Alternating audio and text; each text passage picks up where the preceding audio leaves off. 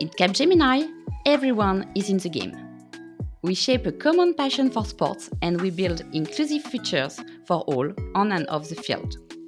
In this series, we will be hearing from amazing athletes and inspiring role models how they break stereotypes and overcome challenges in sports and in the workplace. I am Karine Vasselin. I'm leading the group diversity and inclusion agenda. I do para triathlon myself, and I will be your host. Welcome to Beyond the Scoreboard. I'm Karine and I'm your host for this series, and I'm very delighted to have with me today two amazing athletes. We've got Rahul, who is a paraswimmer and wheelchair cricketer from India, and Franciele, who is an international football player from Brazil. As Franciele has a hearing disability, we have Hannah today with us to help us interpreting what Franciele will be sharing with us. In this episode, we will hear from both of them how they went beyond their ability status to grow their passion for sports and overcome all kinds of obstacles. So, hello Raoul. You started as a para swimmer and now you are doing cricket at a professional level. I even heard you started scuba diving. So, where did you find this strength and motivation to try out so many sports?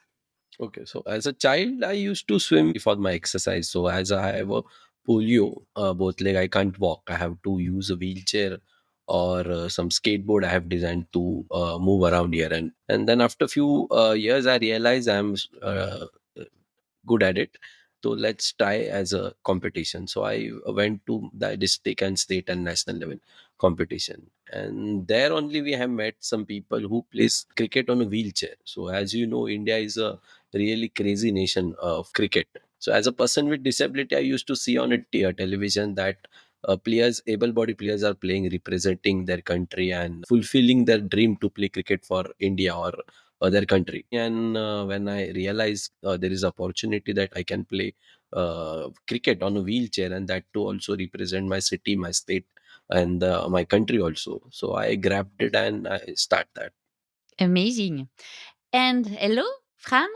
So, just as Raoul said and did, you never let your disability status getting in the way of your love for sports. However, how was it challenging for you to play football, especially at this international level? Okay, so from my end, all of my family members are hearing. I am the only deaf person within my family. I was born this way, and when my family realized that I was deaf, didn't know how they would be able to communicate with me and what they would be able to do. So my family was worried that in the future I would not be able to develop socially and to develop any other skills. However, I grew up not speaking Portuguese, but through I learned many things through a visual experience. And my family would give me inputs. They would give me dolls. They would give me some sorts of toys that I wasn't very fond of. And I used to go out a lot with my cousins and to hang out with them. And I remember that when I was a child, I used to see them playing soccer, playing football. And I had this desire of joining them, but I couldn't do so because I was a woman. That's what I was always told. However, as a very stubborn person, I jumped in and they accepted having me within the group. And I actually felt very passionate about sports involving balls. And I was able to develop very fastly, and people were surprised that I was a woman, a deaf woman, and able to play with people older than me. I decided to join them. I showed them some medals I had got, um, and then I took them also to my family. My family members were very surprised that, as a deaf person, as a woman, I was able to join a hearing soccer team and develop with them as well. And since then, I've been participating of many championships, state championships, and also um, other championships as well. Back then, when I finished high school, I decided to join. I tried to join an official football team, but I wasn't allowed because I was deaf. But then I thought of some other strategies, what I could do. In the meantime, I was 18 years old, around 18, and I moved out of my house. I moved to Brasilia, and I decided to look for job opportunities and job openings. I remember that a deaf person asked me if I still liked sports, and I said yes, that my dream was actually to continue playing sports, but I had to find a job. But this person told me that in Brasilia, there was a deaf society of sports. They had many different sports such as swimming, soccer, handball, and I immediately felt like joining. I joined the team. I bought everything I needed to buy, equipments and everything. And differently from before, having only only hearing participants within the team, in this new setting, I had only deaf sign language users that played soccer with me. And it was very interesting in the sense that it gave me a sense of belonging. And it gave me the opportunity also of developing my skills and participating of championships and competitions that I never thought I would be able to join. In one of these championships, there was this person that was paying attention to me and was paying attention to what I was doing and the scores I was doing within the match. And at the end of the soccer match at the state competition, this person called me in private and asked me if, well, she congratulated me at first and invited me to join the Brazilian team of soccer. And that was very, I couldn't believe it was real, actually.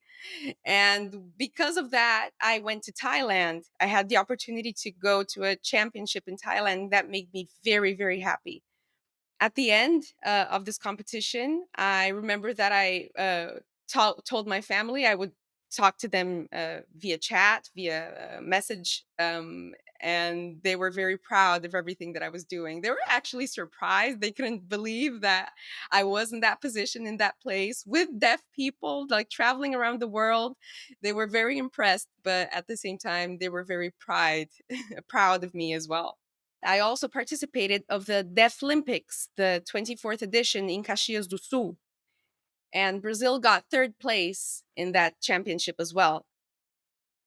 I'm so impressed and so grateful, Fran, for you to share your experience. This is amazing, and it seems that really nothing couldn't stop you from doing soccer. Raoul, so Fran had to face a double challenge, being a deaf and being a woman, to play football. What about you? Did you meet some specific challenges in your practice and training and getting ready for tournaments? Yes, so although cricket is very popular in India, but for person with disability, there are no big facilities or anything. So if a person, any able-bodied person want to join cricket in India, he can go to local academies and he can start playing and participate in tournaments. But for us, no one is actually organizing. So we have only formed one wheelchair cricket association in 2016.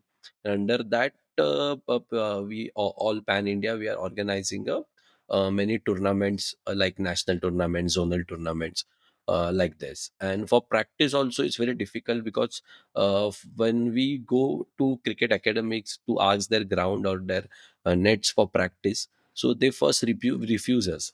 They say ki because of your wheelchair, you might damage our ground or the turf where cricket they play. So that we have to then show them by playing for a few minutes or few hours there, and that our wheelchair is not damaging your ground or anything. So now we are playing it from the last 7 years, so it's not easy. There are some barriers, but it's our passion and we want to do it, so we are doing it. I have one more question for both of you. What can our audience learn from your journey that we can apply to our lives? Maybe Rahul, we start with you? Yes. So on our wheelchair cricket team, there are many disability players are there. So because of that, we get many roles to play. Just like amputee player is a quite a strong player, so he has a role to score runs very quickly. Then player like me, both like polio or some spinal players, they have lesser power, so they can stay on a wicket and play longer innings and build the inning according to the need of the team.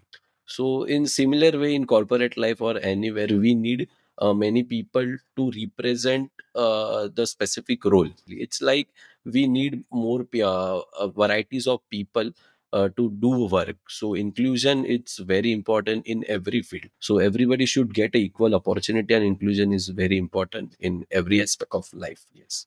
Thanks, Rahul. And Fran, do you experience the same in Capgemini, Brazil? The main challenge as being a deaf person is language.